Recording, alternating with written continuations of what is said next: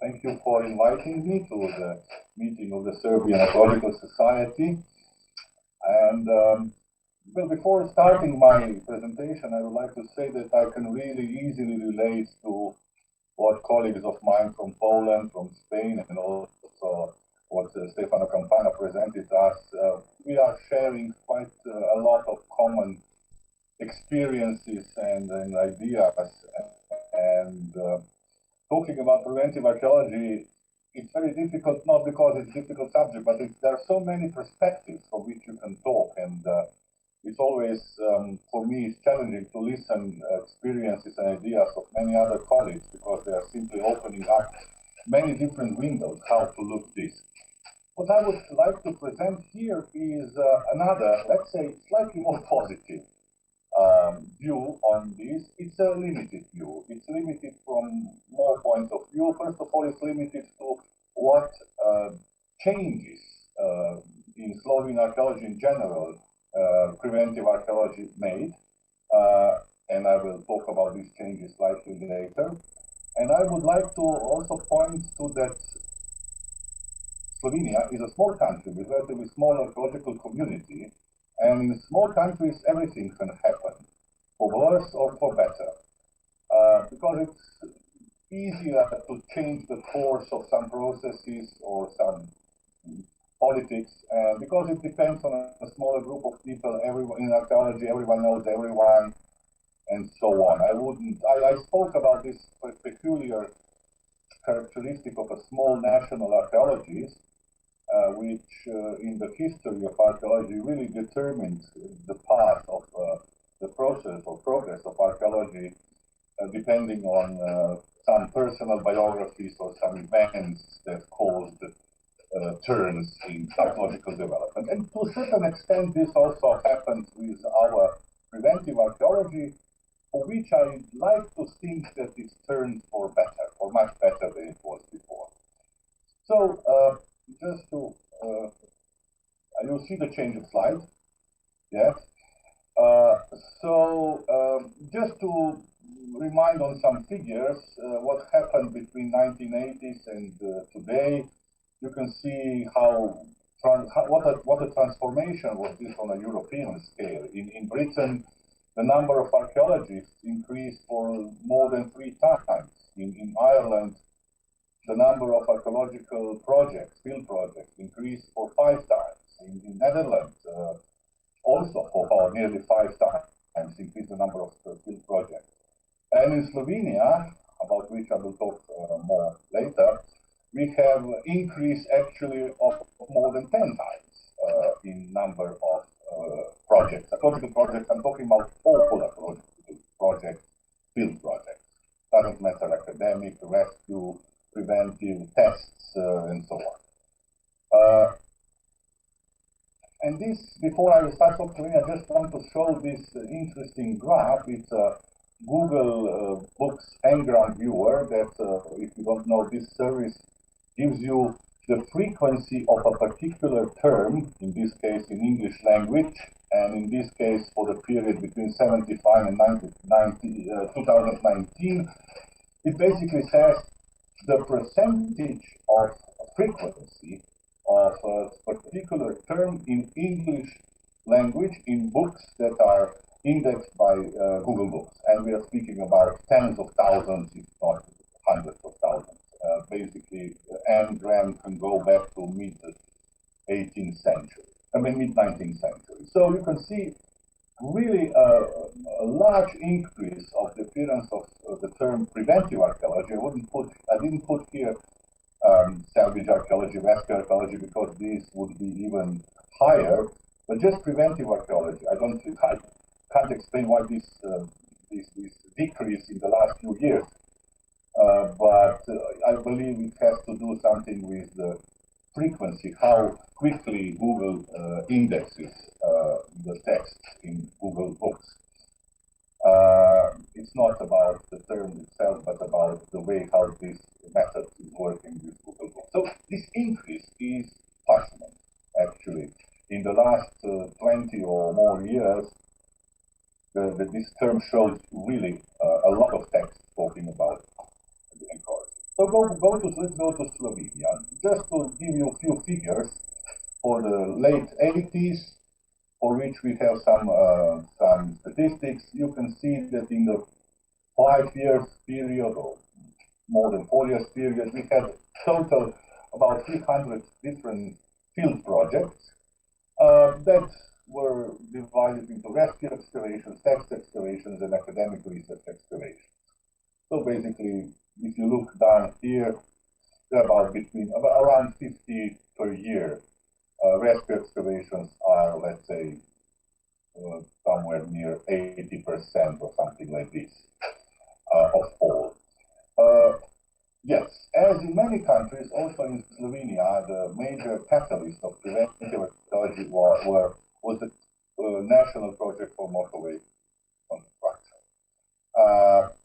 In 92 or 3, our parliament and government passed a number of regulations, very optimistic regulations, to build in next 6 years 350 kilometers of motorway routes across the country.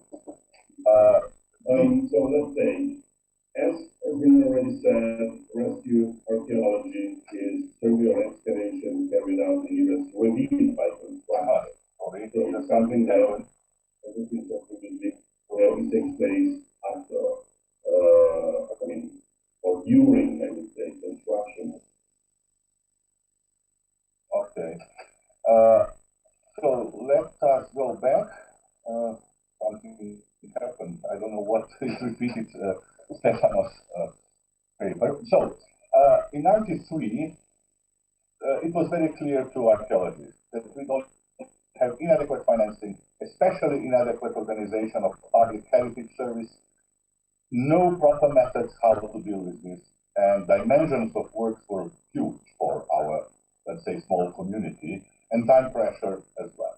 However, what was the best thing that can happen in that circumstances was that it was a big precedent. Systematic involvement of archaeology in the planning process. So this was at that time said that the only way how to cope with this situation was to involve project archaeology in spatial planning projects for motorways exactly. And this really gave ground to a series of, let's say, decisions regarding methods, regarding other procedures, regarding organization.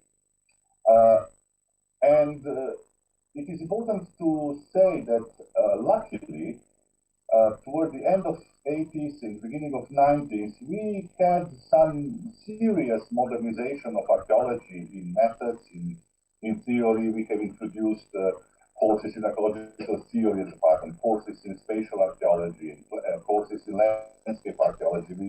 We were in many projects dealing with surveys, and of course developing the idea of landscape archaeology. So there was quite a lot of knowledge. We have translated some of the essential books dealing with archaeological excavations and so on. And this was a generational matter, as Stefano said. It was something that generation of 40 years and lower did in late 80s.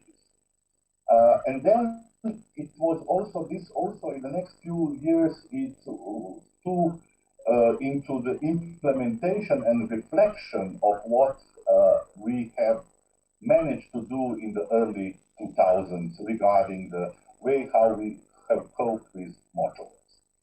What is important here is that this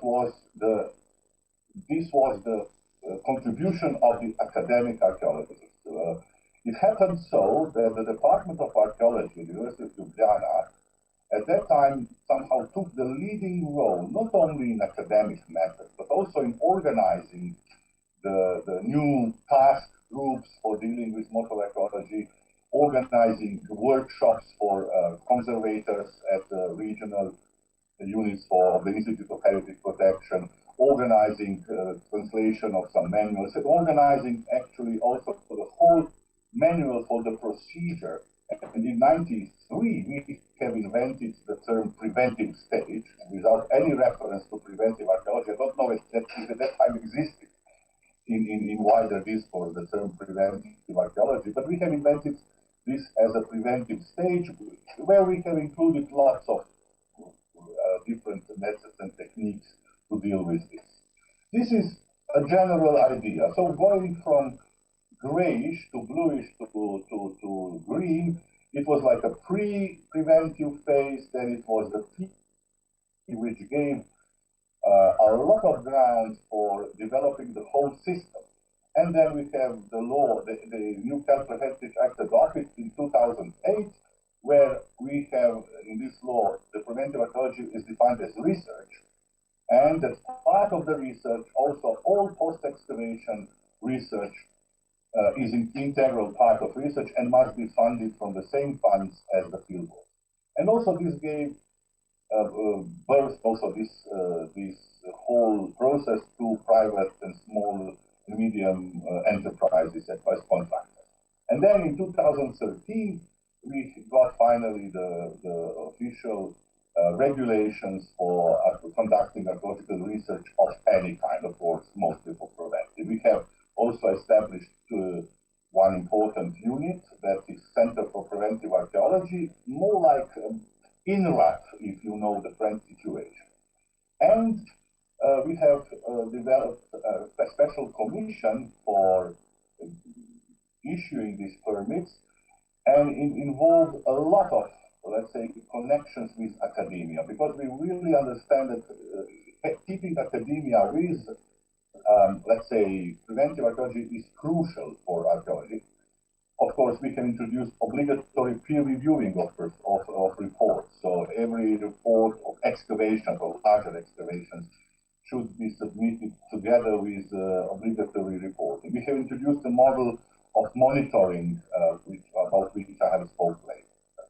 And we have introduced also the training of staff, pilot projects, and in the recent 10 years, there is another important step in developing integrated, let's say, approach to preventive archaeology, forming a consortia with public and private enterprises, academic and other, which proved excellent often in, let's say, case of large-scale projects of over millions of euros, securing so, let's say, the milking more cows. Academia got some more money, not only directly from the state funds, which were decreasing. These were the years of crisis, but also it turned out as a very important assistance to private enterprises, which got more knowledge, more expertise among their ranks. And in the bottom are some of the major publications through which we have followed the development of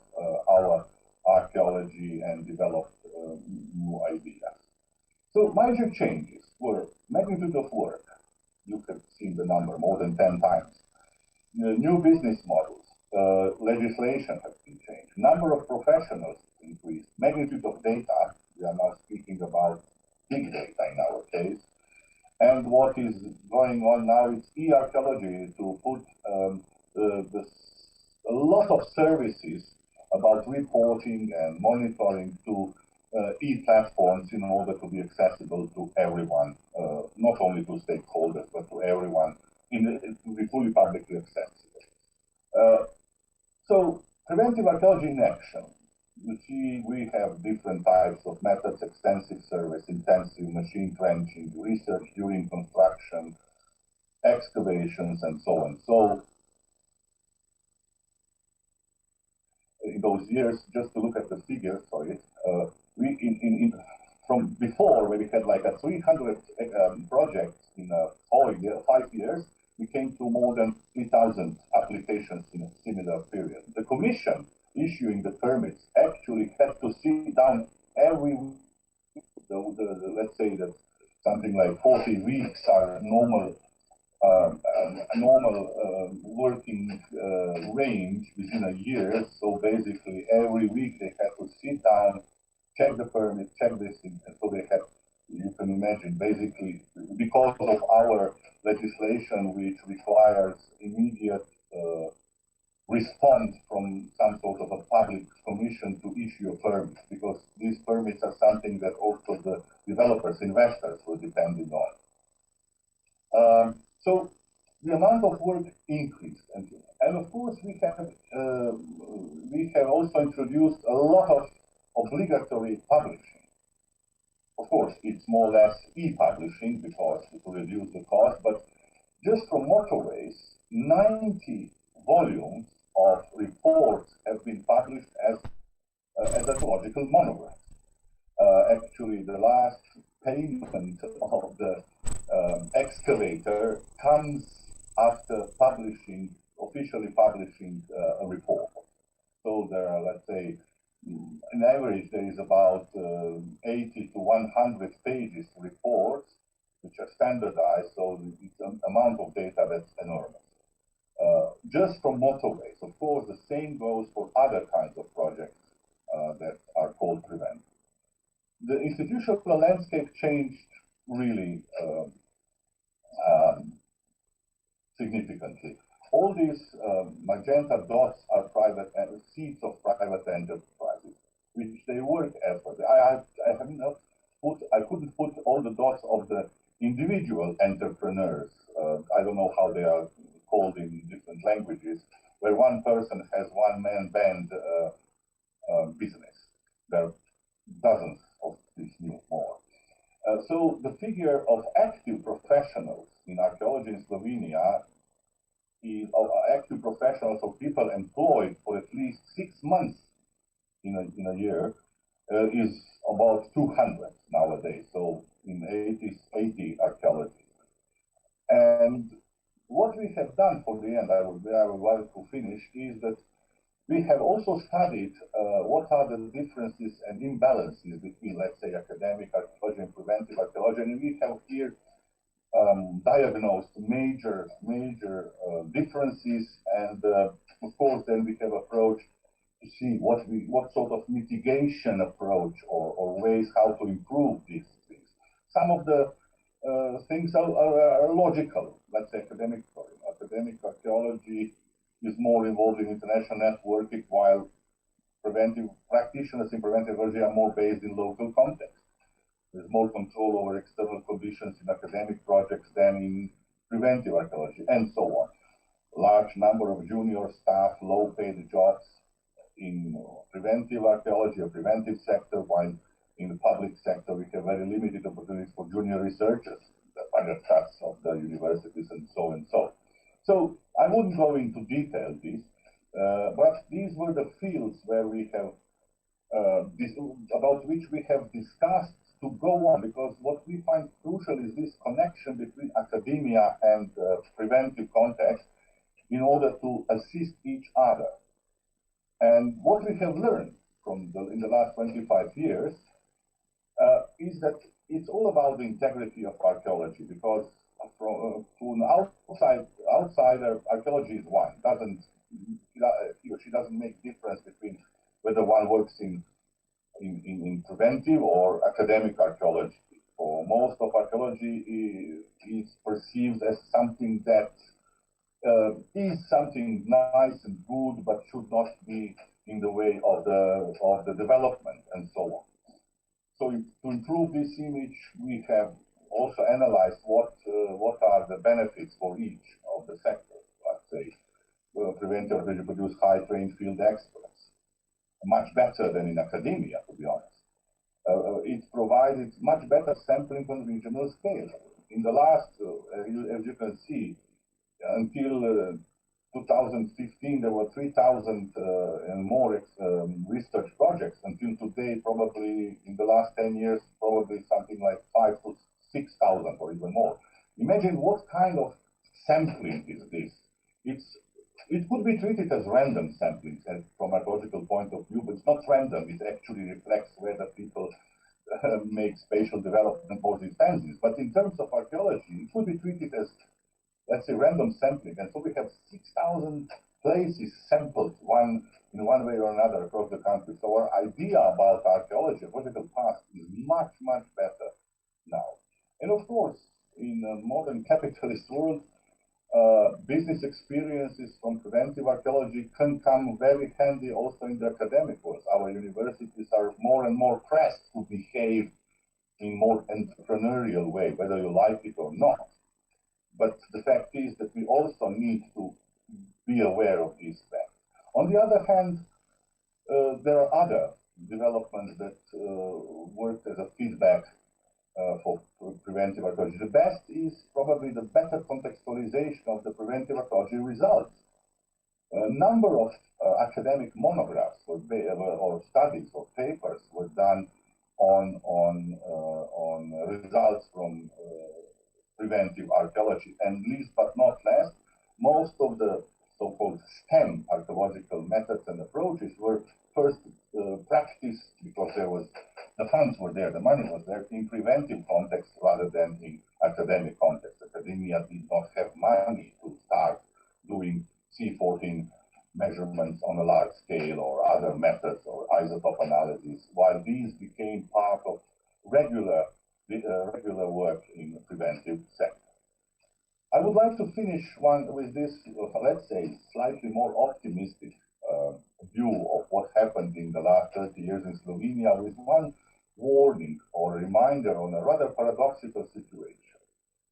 While economic activities like construction and spatial development are highly protected by obligatory transnational EU legislation, directives and regulations, securing free competition and investors-friendly environments. Just let us remind the case of the 2019 Energy Charter Treaty, which allows corporations, investors, to sue states for their policy concerning the environmental and climatic changes. If these state or regional policies prevent these corporations to do some things or block them in some things, they can sue actually the states. This is happening in Slovenia. One British company doing fracking is suing our country, the state, because in the meantime our state adopted a law protecting some environmental issues, which would, I don't know, either minimize or otherwise stop fracking in one particular case.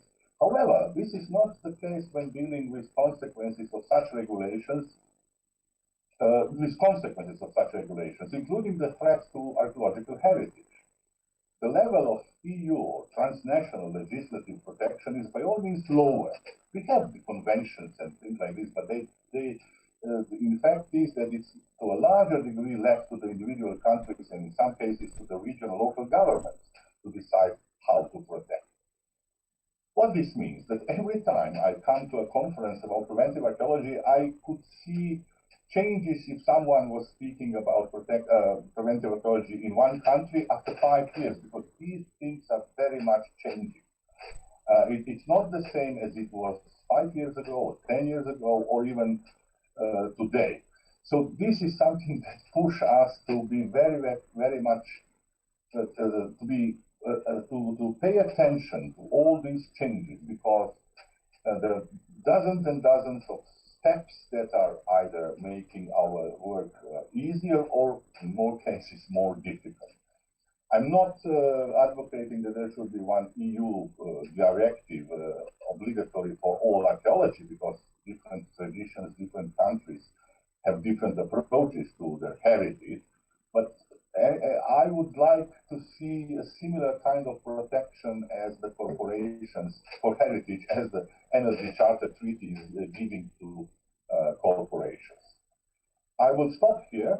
I hope I did not speak too much, and that you have found this interesting.